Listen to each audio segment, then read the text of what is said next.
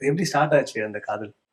அது மோர் ஃப்ரெண்ட்ஷிப் தான் இது வரைக்கும். காதல்னு எல்லாம் ஒண்ணும் இல்ல, நமக்கு we were friends, very good friends. Very good friends. So இப்பயும் அப்படிதான் சண்டை சண்டை கூட போட்டுப்போம்.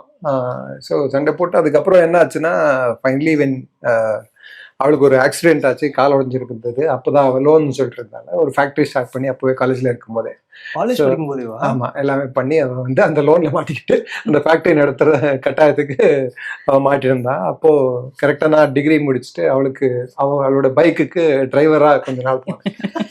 அப்போது I think we both thought that we are thoughts sync. So most awfully அதனால தான் இப்போ கூட இருக்கிறதும் அதனால தான் எனக்கு தோன்றது. ஒரே மாதிரி யோசிக்கிறதுனால இட் பிகம்ஸ் ஈஸி. உங்களுக்கு அண்டர்ஸ்டாண்டிங் அந்த நான் சொன்னேனே, ஸோ ஒரு அண்டர்ஸ்டாண்டிங் அண்ட் காம்ப்ரமைஸ் தானே.